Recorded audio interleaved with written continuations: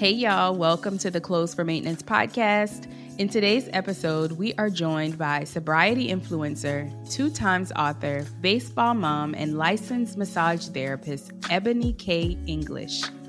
Born a true Southern girl and raised in Columbia, South Carolina, growing up, Ebony struggled to find her place in the crowd and always felt like the underdog. At a very young age, she battled with insecurities, anger, resentment, and a broken heart due to the absence of her biological father. In an attempt to fill her fatherless void, she found herself suffering in silence and using alcohol as a coping mechanism, beginning at the age of 19. In her book, Saved, Sober, and Sitting Pretty, she describes her first encounter with alcohol as love at first sip. After 12 years of self-medicating, she made the life-changing decision to make peace with her broken pieces in January of 2015 and has been recovering, renewing, and reclaiming her sense of self-worth ever since. In today's episode, I reveal some of the real-time challenges I'm facing with not drinking. Ebony explains how she's made it 9 years sober and how the journey has been thus far with getting to know yourself again for the first time as a result of this absolute lifestyle change. Let's get into the conversation. Hey, Ebony, welcome to the Clothes for Maintenance podcast. Hey, girl. How are you? How are you? I am doing well. I'm doing well. You know, life is life, but you keep it moving. How you doing? Listen, I'm doing good. Life is life too, but we're here. I'm just grateful that you say yes. I know I reached out to you a while and it took us some time to get the scheduling and everything together, but I get a lot of questions about my recent journey to sobriety. Mm-hmm. And you literally were one of the first women that came to mind when I was even coming up with the concept for this podcast because, and it was funny enough, it was before I decided to even try to be sober. Okay. I just have been so inspired by your journey. I don't even remember how we totally connected. I know it was on Facebook, and I know that I met you at an event I had years ago. Yes. Yeah, at the Brand You Like a Boss boot camp in Charleston. And we've just been connected online on Facebook more in particular ever since.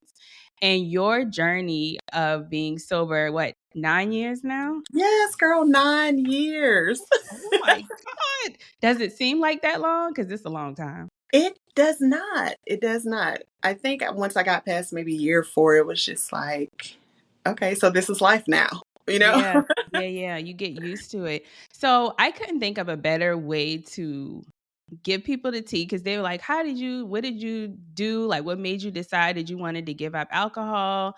And I didn't want to answer too many questions because I knew I was going to have this conversation with you. And this is going to be a learning thing for me too, because I'm really intrigued by your story and I really want to go back to when you started and like those things. So quick backstory on really when I knew God was telling me to invite you on. I was talking to one of my friends and I was telling her about my sobriety journey. And I told her that when I initially reached out to you, I had no intentions on sharing my sobriety journey. I was going back and forth in my mind, like, do I publicly share this? And I'm going to be honest, the reason why I didn't want to publicly share that I was trying to be sober was because I felt like it was going to hold me accountable and that it was going to make me like, I couldn't just show up with a drink in my hand because I'm out here supposed to be sober, and like, I really battled with that, Ebony. I was like, do I share this part or do I leave it just in case I slip up? Or just in case I feel like I need a drink and now I got to do it at home where nobody can see me. Like, honestly, those were thoughts that I had. And God finally was like, how are you going to remain authentic if you're not authentic in even this? And that's an excuse for you to go back to what you are trying to get away from if you don't publicly share. And I know people have their things about sharing before it's time, but I really felt strongly that in order for my journey to continue to have the impact, that I had to hold myself accountable publicly and say, y'all, I'm sober. So that I held myself to a certain level of accountability in all of this. And so before we get started, I just want to say thank you for publicly sharing your journey all these years. And I just can't imagine how difficult it might have been in the beginning and how difficult it might even be now sometimes. And so I want to get into all of that and talk about our relationship with alcohol and learning to love ourselves outside of that, which is something that I'm learning to do. So take us back. It's been 9 years since you've been sober. I Yes. got to know, Ebony, what made you make the decision? What was the life-changing thing that happened? So, my life changing moment, it came via my son, who was 7 years old at the time. And what happened was, it was a Friday night. One Friday night, I had gone out to support one of my friends. He's in a band. He plays what does he play? The guitar. Mhm. And it was just, a regular old Friday night. Him, me, my best friends, we taking shots of tequila. That was my drink of choice. Okay. Until it was gone, then whatever was available was my drink of choice. Uh, Mhm. I felt but that. So I remember coming home that Friday night, but first I had to pick my son up from my grandmother. So I picked him up. I'm driving home, 10 to 2, windows down, music blasting, because, I'm still trying to be aware of what's going on Right. around me, right? I get him in the house and he looks at me. He's like, Mommy, I'm hungry. And I'm like, sheesh, I barely got us home. Yeah. Dang it. I barely got us home. So figuring out dinner is probably not about to happen. Yeah. So I called one of my sorority sisters. I was like, hey, can you bring Jalen something to eat? She brought him 2 cheeseburgers. He ate, and we both went to sleep. So that Saturday morning, Natasha, he was standing beside my bed, and when he was finally able to get me aware and awake, he was crying hysterically. So I'm looking at my baby, and I'm like, Jalen, what's wrong? And he looked at me. He said, Mommy, were you sick last night? And I'm like, no. Why? Mhm. And as I went to console him, I realized that my vomit was all over my bedroom floor. Oh, man. Right. So then I'm like, whoa, up until this point, I've done all the things under the influence. I've had sex under the influence. I've wrecked my car. I've made terrible decisions under the influence. But it was almost like, okay, we have to cue Jalen to save this girl's life. God is like, we have to cue Jalen because he knew my desires to always be a great mother. Mhm. So it was going to take him. So as I'm consoling my son, I'm like, God, I don't know what a life without alcohol looks like. I don't know what it feels like. I don't have an example of that around me. But what I Mhm. do know is that my child deserves better childhood memories. Right. So that was the day that I made the decision. I didn't know how I was going to do it. I didn't know what I was going to do. But what I knew is that I could not drink anymore. So did you cut alcohol out cold turkey? Cold turkey. Okay, and that was one of my questions is because I get that question. It's like, you just cut it off cold turkey. Did you just kind of wean yourself off of it?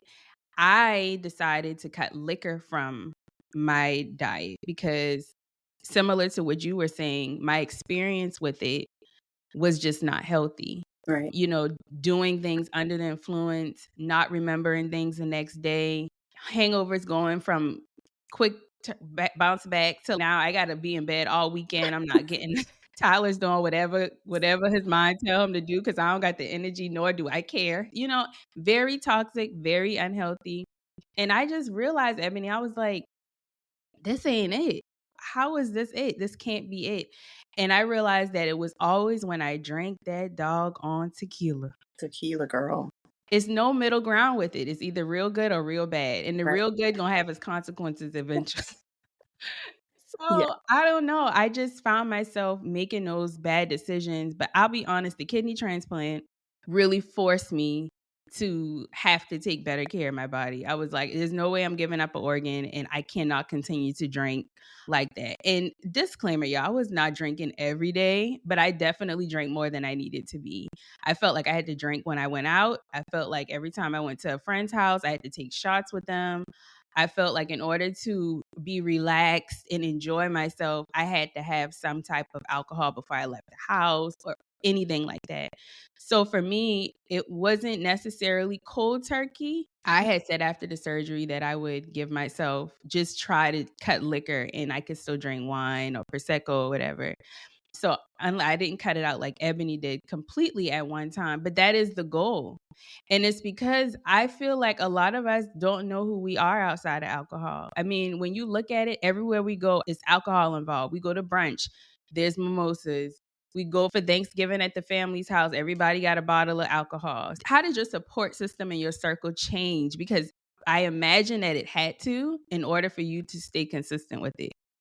Absolutely. So the first thing that I did, I sent out text messages. Mind you now, I don't know what I'm doing. I'm just trusting myself. I'm just going with what feels right. Right. Right. So I'm texting my family, I'm texting my friends, like, hey, I've made a decision to stop drinking and I would appreciate your support. Mhm. Some people text back, it's like, yeah, yeah, we've heard it all before. I believe it when I see it. And, all the things. Everybody wasn't supportive. And that's when I realized that a lot of people were just connected to my dysfunction. Mm. Right. And we didn't have a lot in common besides the fact that we like to drink. I like to take shots together. Right. We like to take shots. We like to Yeah. drink and all those things. But once I got to the point where my child was involved and I saw that my child was being impacted, it didn't matter what anybody else thought. Right. Mm. So I sent out those text messages. But I think the most important thing that I did for myself was actually start to journal as to why. Why is a big, bad 3-letter word. Yeah. Uh huh. And the support, I think the people that were connected to my dysfunction, they kind of weaned themselves out. And God sent me people to support me on this 'Cause you journey. wasn't fun no more, right? I wasn't fun no more. I was so boring. I didn't want to do anything. I literally went into hiding because, to Mhm. your point, alcohol is everywhere. So I Everywhere. stayed in my safe space, and my safe space was home because that's the only place that I had control over that alcohol was not readily available to me. Mhm. But God sent me people through coworkers, just random friendships, random associates or whatever, just to support me. And I did have a few friends that's like, hey, I'm not going to stop drinking, but if we're spending time together, I do have enough respect for you not to drink in Mhm. front of you, Mhm. especially in these beginning stages. For sure. So Yeah. those were the people that I connected myself to. And I did find out that I had one person, which is my son's godmother, who I reached out to and I was talking to her. And she was 35 at the time. She was like, I've never had a drink in my life. I'm like, what? Yeah, and isn't that not crazy when you hear people say that? It's like, Right. who introduced me to this and why? Okay. It's You like, know? if you don't drink, what do you do? That's a great question. That's a great question. Like, because you ask yourself that because when you go from going to certain types of places to, like you said, staying in your safe space, but I guess the question is, your safe space, eventually you got to go back out in the world and Yeah. function without it. So how did you eventually get to that point where you figured out where you could go? Or did you just kind of stay home for a period of time until you had a little bit more discipline? Yes. A little more discipline, and I say into my no muscle was strong enough. Ooh, your Yeah. no muscle. So saying no to like what? Going certain places or just Being able to say no to alcohol without getting that feeling like I'm doing something wrong because mhm. I'm no longer participating in everything that everybody participating in drinking like everybody else is doing or Right. participating in something that people kind of expected of me. So I started drinking heavily because it made me feel like I had a sense of belonging, something that I had always craved for, right? Mhm. And it also gave me a sense of boldness to kind of Right. say things that I wouldn't sober or Mhm. to do things that I wouldn't sober. So I fell in love with that. Right. So here I am. Once I stopped drinking, I had to figure out who am I truly without Who alcohol. am I truly? Yeah. Because it's like night and day most of the time. Yeah. Yeah. Literally, certain things don't rouse you up as easy. Hmm. You don't even like certain things. Right. Like, did I really ever like the club or I liked it because I wasn't really totally myself? Because Right. let me tell you something, and this is when I really knew Ebony that I had to change my environment or like you said, stop going certain places until till my no muscle was strong enough. So I'll never forget a week and a half before my surgery, me and a couple of my girlfriends went to this R&B picnic. Usually we all buy a bottle, we all make sure we got the hookah ready and we be vibed out. It don't matter who else is not having fun. And I just remember, well, one, in the back of my mind, I knew I had the surgery coming up. I couldn't drink excessively. But that was my first time being somewhat sober at an event like this. It felt like I was in the twilight zone. Everything was getting on my nerves. I couldn't understand why people around me was having fun. Like I'm thinking I could have did this at home. I was so uncomfortable. I was looking at my watch the whole time, like, is it time to go? And that happened to me a couple of times before I was like, yeah, this ain't it. And then on Thanksgiving, let me tell you something. Thanksgiving is usually like the drunkest day of the year for like me and my family. Okay. We start early in the morning and we go all night until we crash. Everybody got on my nerves that day. That was my first holiday sober. It felt good though, turning down shots and turning down drinks and going home and getting a good clear night's sleep. And while everybody's hungover the next day, I'm like, what we doing today? It just felt so different, but it is difficult. Yeah. So during that time of you building your no muscle and staying more at home, what things did you do to keep your mind not idle? Did you do anything to exercise that muscle other than journaling? So I journaled, and I think something that was super important to my journey was I wrote letters to my parents. Why your parents? My parents, because I feel like that's where a lot of my hurt and pain resided, that forced me to try to hide behind alcohol. Okay. You care to Right. explain, like, what's the background there, the history? So I'm a fatherless daughter. My dad was married, maybe 10 years before I was conceived. So I'm his Mhm. extra kid Okay, got you. outside of his marriage. So he wasn't present in my life. So I always had those feelings of unworthiness. I always felt like if I wasn't worthy enough to keep my dad around, I'm probably not worthy to anyone. I'm probably not Mhm. lovable to anyone. And in addition to my dad's physical absence, my mom was emotionally absent. And I'm her only child. Ooh. So I saw her just like I see you, but I didn't feel her. Mhm. Right. So I always questioned, like, was my life a mistake? And so I carried that. And early on, I attached myself to the opposite sex really early because I had that void there. Mhm. So as I got older and I started to drink, I resented myself for some of the decisions that I made with men and Mhm. also some of the decisions that I just made in life, period. So alcohol just kind of, even for a moment, allowed me to forget about those things, to not feel them, to not think about them, to not be present with them because I wasn't present to anything, not even myself. Mhm. So I wrote those letters to my parents to let them know that I know now that it wasn't my fault. Right. I was a child in the midst of all that, and I could no longer carry that. But the thing that I did was I wrote those letters, but I did not give those letters to my parents because I felt like it was for me. So I burnt them because Mm. my grandmother always say there's more room out than in. So in the beginning stages, I was sure to get everything out and off of me. Right. Yeah. So I wrote those letters to my parents. I began to journal. And while I was always a physically present mother to my son, when I stopped drinking, I was able to be more emotionally present. So I attached myself to, I have to be present for Jalen. Mhm. So that was something as well that kind of helped me. And when I finally went back out, my first time going back out, it was my birthday. I stopped drinking in January. Your My birthday birthday, in huh? March, right? It was my 31st birthday. Mhm. My family was around and I remember them offering me drinks and I was just like, no, I don't want to drink. I don't drink. I stopped drinking in January. Remember? I told y'all, right? Right. Right. So it was March 8th. My birthday's March 7th. So when I woke up on March 8th without a hangover, without a text message telling me how I humiliated myself last night, that was when I truly knew that I can do That this. you, yeah. That's something. Yeah. That's strength though, because your birthday is when you really turn it up. Yeah. And it's all about you. Like you can get all the shots you want. They gonna pay All for that you it. want. They gonna buy Free all the drinks. drinks. Yeah. Yes. So, okay, that's beautiful. So, you mentioned your son. Did he ever express to you that he noticed the change? And did you ever sit down with him and have the conversation about your transformation? He says little things, not so much anymore because it's been 9 years. But Mhm. In the beginning. yeah, in the beginning, he would say things to me like, I just really thought you liked cranberry juice. Bless his heart, he thought the red wine was No. cranberry juice. And What? Did you tell him that or he just assumed that it was cranberry he juice? just assumed it, when he was trying to put two and two together in Oh, his little mind. bless his And he's like, heart. thought you really like cranberry juice. And I'm like, no, baby, that wasn't cranberry juice. I actually don't Wow. like cranberry juice at all. Oh my goodness. So he saw the entire transformation and he'll say little things here and there, but I would try to explain it to him, but he only had the brain capacity to understand so much. Yeah, yeah, yeah. But now Yeah. that he's 16 and he's having some experiences with himself out in the world, now I can make it all make sense. I can bring it all Mhm. together.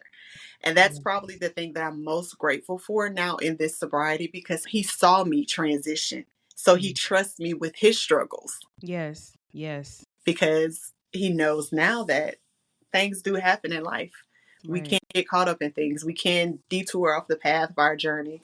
But I trust my mama because I saw my mama come out of this on the other side. So That's he beautiful. shares, though, he's able to share those parts of himself with me.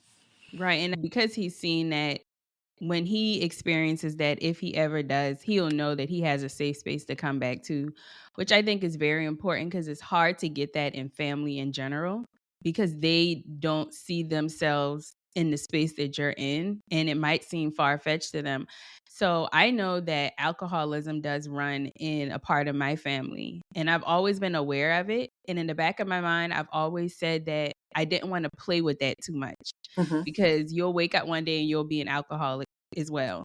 So did alcoholism run in your family in any part of your life? Did you notice it?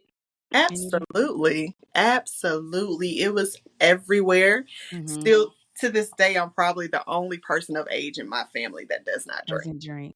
Yeah, Do they still try to slide you a glass here and there? Or they absolutely. just totally respective that that you know? Absolutely not.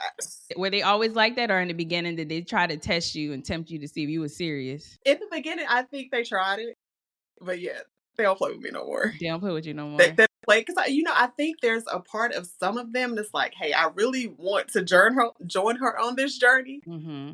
but family kind of look at you different. And because we know each other's ins and outs and ups and downs, they may Mm-hmm. want to come and be like, hey, could you help Yeah. me? Right. But you can see them in the corner admiring. You see it. Uh-huh. Yeah. That's kinda how I feel too, is like on Thanksgiving, I'm the one that's not drinking, taking the shots and stuff, and I'll be honest, it was difficult if I'm being completely honest, 'cause it's like, I could just have one, and Hmm. it's like, I'm thinking about all the days that I'm counting like that I haven't, and I'm like, "No, I'm not gonna backslide, I'm not gonna Yeah. do it," and I didn't do it, but there are times where I'm like, "Should I be doing this cold turkey, or do I need to give myself a little grace?" But then it's that fine line of giving yourself grace and going overboard and finding yourself back into that same trap. And so for me, because it's been a little difficult, especially recently, I'll be honest, it has been very difficult recently. I've had so much happening in my personal life and then trying to stay on top of the podcast and some major changes at work. I've been like, oh, what I would do for a shot Yeah. after work today. And then I'll just dive into reading a book or watching a YouTube video, and then I'm tired and distracted and I don't care anything about it. And so it's like I'm finding that muscle being stretched but worked. But it is very, very, very difficult. And to your point about your circle changing, my circle has totally changed. I literally don't even maybe one or two people that Yeah. I still, and it's like no beef. I just have no desire to hang with these people anymore. Yeah. And I have no desire to explain it. And It's that's how it is. I love you, but I can love you from afar. I can love you from over here, because sometimes we realize that the people that we were attached to or that we were in relationship with, they're just not conducive to who we're trying to become. mm-mm, And at that's all. because you grow in different directions. I'll tell you something. My very best friend, I'm talking about, we was two peas in a pod. You saw one, you saw the other. She's my line Mhm. sister. And her birthday, we was always talking about turning 40. We both turned 40 this year. Girl, I text her on her birthday. And I was like, girl, you 40. Happy 40th birthday. And she texted me back, who was this? And I was like, well, damn. Ooh, Like, I, and, wow. and I text everybody at 12 o'clock on the dot on their birthday. So when I was like, it's Eb, she was like, I knew it was you because you're the only one that texts people at 12 o'clock. And I'm like, what? But So she wasn't joking. She was she, serious. she was dead serious. But I say that to say you become so disconnected to people when you aren't on the same journey. And it hurt. Mhm. I ain't gonna lie. I might have Oh cried. yeah, for sure. Definitely. I cried, but you grow in different directions. And just like you said, it's no beef. We're just doing different things. We're making different decisions. Mhm. Yeah. And I shared on TikTok the other day how when you do become sober and you get a clear mind and a clearer heart and a clearer understanding of who you are, you realize who takes you serious and Hmm. who really loves you, because I think there's a lot of surface level friendships and love going on. Like we say, hey sis, I love you. Mhm. I love you. But like when it comes down to us having a different path, can you still love me as this new person, as Right. this sober person? And I had someone that's supposed to be my friend pulled up to their house and they were like, come on, let's take a shot. Two things ran across my mind. Did you forget that I'm sober now? Or are you testing me? Either way, not cool. Right. I agree. And in that moment, I decided that I had to cut that person off because you're not taking my healing serious. You think this is just a 30-day detox or a trend. This is something that I'm doing for more reasons than the obvious. I'm doing it because I'm trying to be a better person. I need to be closer to God. I need so many things to be the person I'm supposed to be, to keep the impact that I'm supposed to have. And if you're not in alignment with that end goal for me, there's nothing for us to talk about. Yeah. Yeah. And sometimes people test you because it's almost because they feel like they know you so well. They look at you like, I dare you. Once you sober up, you start to really see people, right? Mhm. And most people don't want to be seen. And then, two, they also have that thought in their minds because you have taken a different path that you're judging them. Very true. So if I can get you on if I can keep you on this same vibration as we've always been, you won't see me for the truth of who I am. Mhm. But that's not a you problem though. Like, That's the thing, and that's the crazy thing because it's like, I'm on this journey, not you. I never told you you had to join me. right? Now, I'm if you're not even inspired thinking to, about you. Like, and then they make it awkward for no reason, and it's but no it's like, I never said you couldn't drink in front of me. I never said you couldn't continue on your journey because it's yours, and I never want anyone to do anything they don't want to do. This is for that's right. everybody watching and listening. This is by no means because we're sober, you got to be. If you're inspired to be, or if God is nudging at your heart like he did ours to make a change, then by all means, you will lose friends. You will be called a grandma because people are calling me that now more than they call me. And it's like, dang, was I that much more fun when I was getting drunk all the time? Like, I don't imagine that I was that much more fun. No. Like Yeah. you said, might have talked a little bit more, might Right. have said a little bit. But what, Ebony? It got to the point where it wasn't fun when I woke up the next day and my friends had to tell me what I said or what I did. And I don't even remember. Oh, no. Don't even remember those text messages that say, girl, I'll be like, oh hell. That's when you know, like, Right. what's coming after. You like nervous. Like, What I did don't he even do? want to know. And then they recap the whole night, and you are just like, yeah, nah, I don't remember any of I that. don't remember. That's the worst. The That's the worst. And I don't know if it's the age thing too, because the older you get, I feel like it got worse. Like hmm my memory got worse. And then let me tell you the truth. I started circling the block on some dudes that I shouldn't have been circling the block on. And it was always after a night of drinking. hmm And it's like, oh no, Yeah. I can't be out here because when I wake up the next day and I'm fine, now I got all the regrets in the world. And it was a series of those types of events that was happening. I really knew I needed to stop, but I just could not. It just felt like I couldn't pull back. Like, Right. what outlet am I going to go to if it's not alcohol? hmm And then I had to stop smoking hookah. And God knows that was my favorite thing to do because it was like I needed one. They worked together for me. They work together. So it's not like I could stop drinking and then keep smoking hookah. I had to literally do both at the same time. But anyway, literally bad decisions after bad decision after bad decision. And I just knew that something had to change. Something had to change and something had to change quickly for me because I knew that everything I had been praying for, that was the thing that was really hindering me because I was looking to alcohol as an outlet, as a boost for a personality boost, or like Yeah. you said, like, oh, I could say more what I need to say if I got a little buzz. And it's just a little buzz, but it's like then you become dependent on that buzz to be who you are. But is that really who you Who are? you are? Absolutely not. Absolutely not. I tell people now, if you have to have a drink to be around them, those aren't your people. Mm-mm. If you have to have a drink to do it, it's probably just not fun to you. Everything is not fun to everybody. Very true. You know, like Very true. you absolutely don't have to go there. You It's don't like have. even as simple as dancing. Yeah, I'm not even a dancer. I was only dancing in the club because I was drunk. drugs. I could I watched. totally go sit and just bop my head. I'm not trying to twerk, shake my butt. I'm not trying to do none of that because that's just not who I am at my That's the core same with me. I have not like danced since I've been under the influence because I don't dance. at And all. that's okay. That's okay. And that's okay. That's okay. If you look at everybody that is doing it, because when you're sober and you're in an environment with people that aren't, you see everything. Yeah. And it's like everybody's doing the same thing because everybody's under the influence. I recommend everybody get sober and go somewhere I that just people watch. aren't and just watch. Just And watch. I'm telling you, it's either gonna get on your nerves real bad or I give used you to the be like, biggest reality check. dang, I used to look like that. I knew I was like so annoying. I was not the aggressive drunk. I was the drunk that I want to sit in the corner. I want to Was caress you your giggling the face. whole time? I would giggle. I'm caressing your face. I want to hold hands. I just want to love everybody. Oh my God. You were that one. Yeah. So annoying. So now when somebody else is under the influence and that's their thing, I'm like, no, Yeah. don't. Yeah. It's crazy, man. It's crazy. Like you literally have to get to know yourself Yeah. all over again All over and again. be okay with the things that might not seem normal about you. Like we just talked about.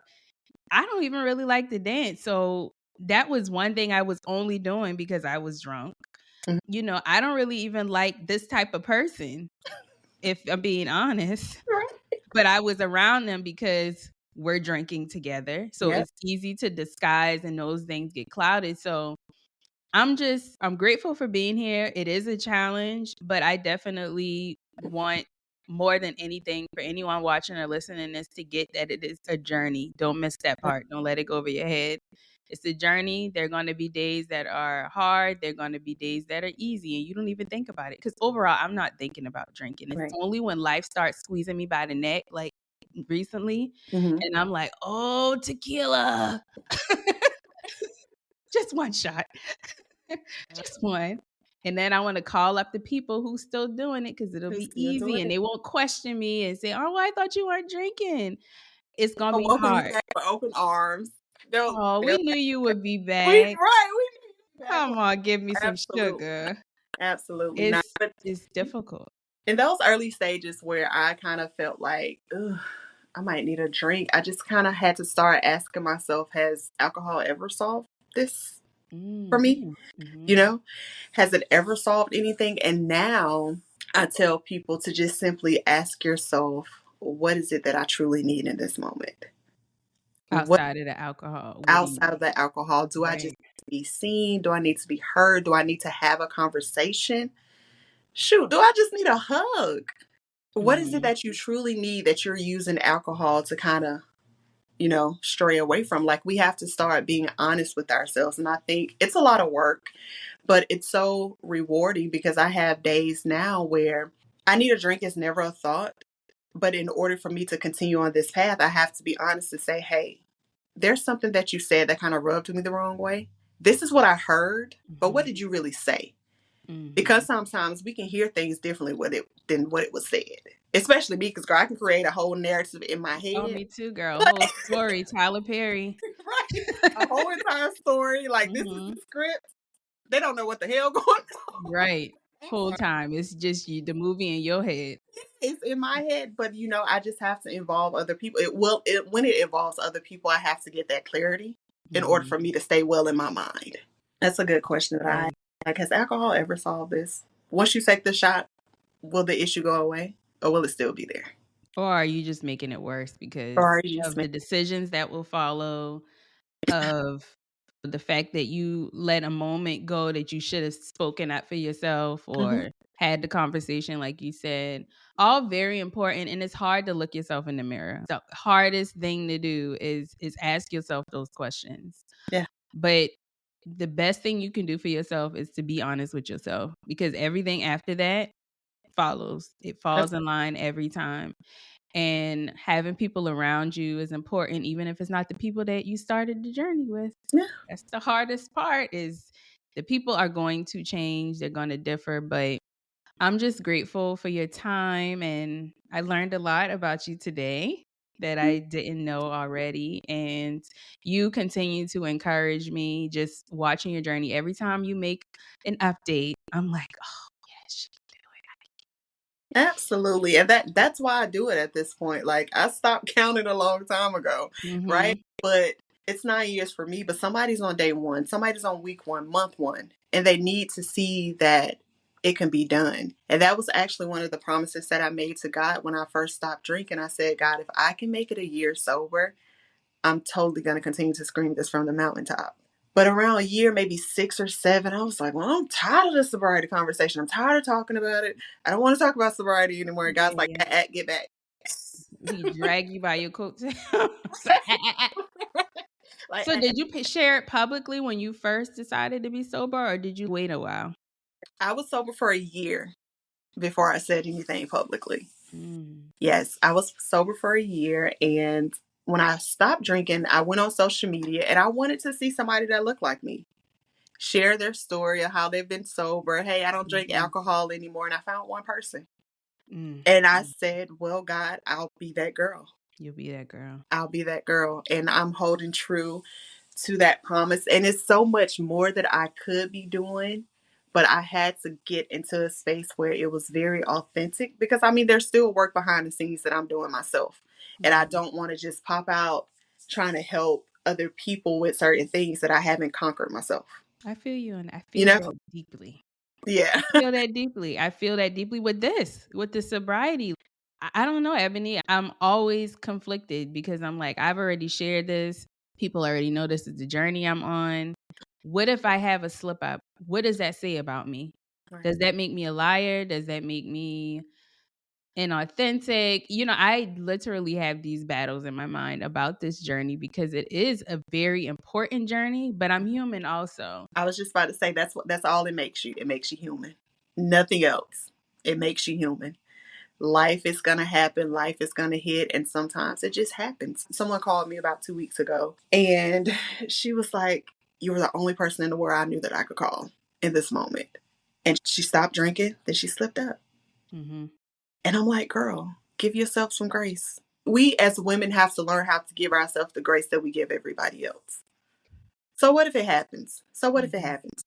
You get back on the horse and you start You back over. start over You again. That's start what over. I'm telling myself is like, and not that I'm anticipating that Yeah, right. happening, but should it happen, I'm not going to beat myself up about it. But then there's that part of me that's like, but you already told these people you're sober. Who cares? That's Who that's cares? the journey, right? No, Right. do you know anybody that started the journey and didn't detour at some point? That's the part of it. It's like the GPS. Sometimes you're gonna be going that way, and then you might stop off for a little McDonald's that you're not supposed to Yeah, be in. absolutely. But I want to remain truthful. That's my number one thing. No matter what it is, it could be this or anything else. I got to remain truthful because truth holds me accountable. Like Right. when I know the absolute truth about myself, I can work with that. Yeah. You can lie to the I world all can't day work with no long. lie. You can lie to the world all day long, but you're going home with yourself. Period. And you be like, girl, now you know. That That was it, look, cool. the bottle gonna have eyes and mouths and ears and like talking to me, and I'm like, you just told us, like, you girl, get it together. So it's a part of the journey, and so if you're watching or listening, I just want you to take away from this conversation that it is a journey. Get around people, even if they're not in person. Like this is Ebony and I's like second conversation.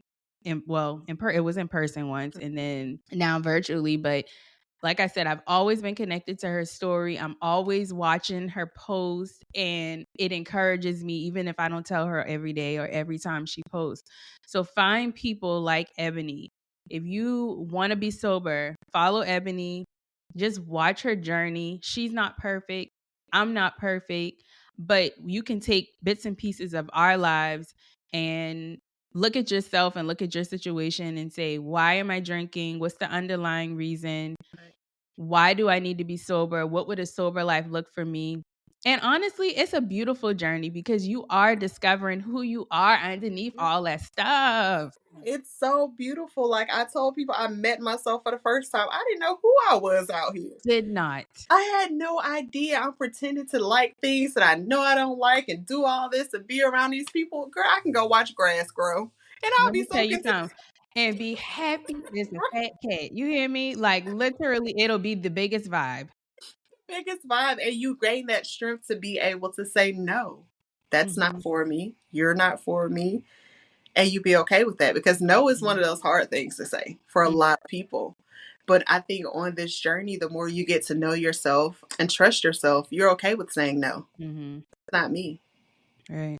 Yeah. Wow. Thank you, Ebony. This was a great conversation. I knew I was going to enjoy it. I You are appreciate welcome. you. Thank I appreciate you. your light and your story and just who you are. Tell the people how they can connect with you. Do you have anything coming up that we need to know about? Not at the moment, but I am on all social media platforms. Ebony K English. Don't forget the K. Don't forget the K. Don't forget the K. Awesome. I'll make sure and put all of her information down in the description. Y'all connect with her. She's someone to watch. And I look forward to connecting with all of you on social media, everywhere. All of the information is in the description. Make sure you share this episode with a friend, subscribe, and leave a review. And until the next episode, I'll see y'all soon. Alrighty. Bye. Thank you, doll. I